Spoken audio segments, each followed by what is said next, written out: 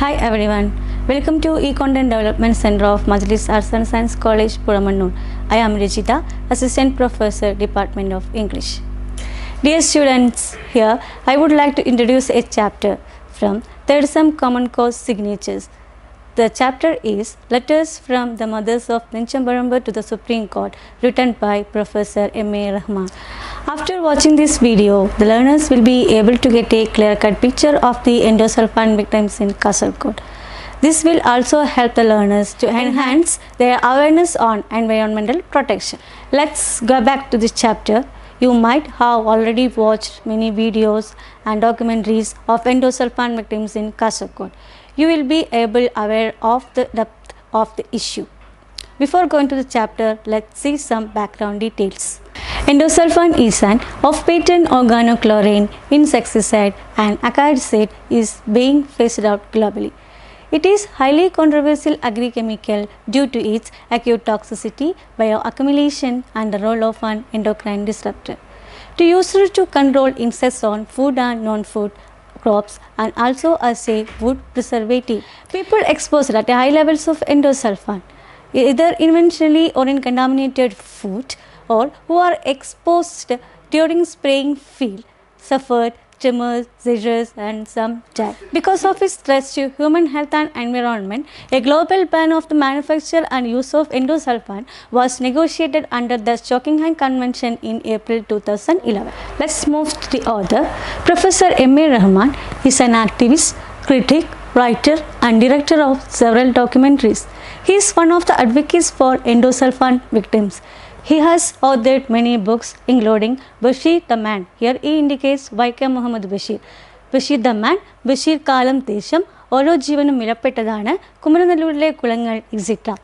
Bashir the Man won National Award for the Best Biographical Documentary in 1988. He received Oracle Award in 2016. Let's move through the important points. This chapter, Letter from Mothers of Nenchambarambar, which was one of the burning social issues in Kerala. Professor M.A. Rahman, on the behalf of all the mothers of the victims, wrote a letter to the Supreme Court that favored to the victims in endosulfan. It is originally written in Malayalam by Professor M.A. Rahman. He lived with the victims and personally saw their pain. It is translated into English by B.V. Lasida and signed tens of thousands of mothers of Nenchambarambar in Kasaragod district, Kerala. This letter is a telling narrative on the gruesome effects of the use of endosulfan in Kasaragod. It is a pesticide due to its acute toxicity, bioaccumulation and the role of an endocrine disruptor.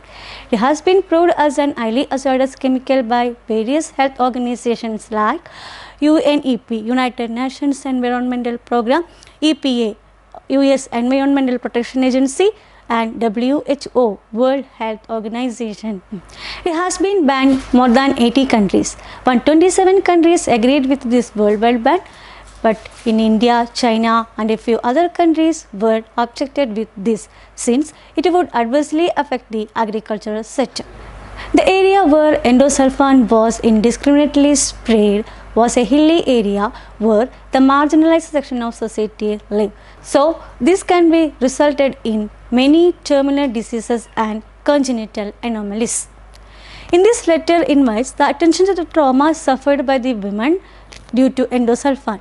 It is an affidavit submitted to Supreme Court on the behalf of tens of thousands of mothers of victims who are struggling with the terrible misery by the poisonous chemical. It is an affidavit submitted to Supreme Court on the behalf of tens of thousands of victims who are struggling with the terrible misery by the poisonous chemical. In this letter, we invite attention on a news item which appeared in the Mathrubhumi Daily of 9 May 2011. The author begins the letter citing the tragedy of an endosulfan afflicted family where the infant boy of Mamda and Narayan of Adur Kaitod had a premature death. He didn't have eyes when he born. Her other children are also the victims of endosulfan. But these endosulfan victims are never mentioned in the list of government died due to endosulfan. The women in Nenchambarambar fear conception rather than abortion because they don't want limbless doses in place of babies. Malformed children are continued to be born even after 20 years after the ban of endosulfan. The negligence on the part of the government led to increase in death rate. In 2002, the author went to Ninchamparambu to shoot a documentary, A Paradise for the Dying. There they met a plantation laborer named by Achudan Maniani. His job was to mix endosulfan. He has been doing this job for 10 years. From his revelation, the malformed children are born due to the excessive use of endosulfan. Another important fact is that the vast Ninchamparambu lies at the heart of Minchipadavu mountain in Adu. There was a huge cement tank is situated, prepared endosulfan in Ninchamparambu. There was also a landing place for helicopters.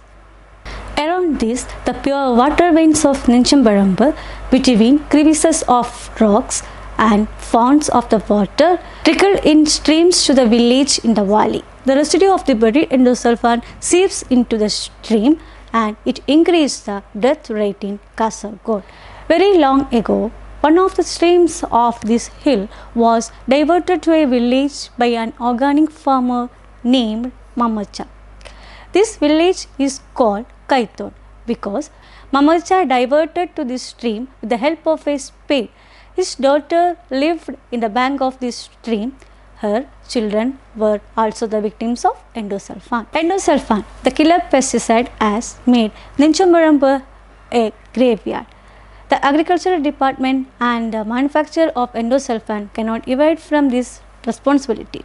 Directed by the Supreme Court, the Community Health Department of Calicut Medical College conducted an epidemiology study of ICMR, Indian Council of Medical Research, discovered high levels of endosulfan in blood samples collected from Ninchamparambu. Kerala State Council for Science, Technology and Environment conducted a study to measure endosulfan level in water and soil of Ninchamparambu. The study also revealed every possibility of it having contaminated food chain. If this observation is placed alongside endosulfan count found in samples of blood collected from Ninchamparambu, Ninchamparambu revealed the countless deformed children who died in life or the creation of endosulfan. Let's conclude.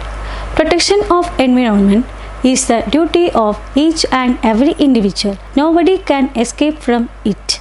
If we enjoy the resources in nature now, it is because our ancestors preserved it for us.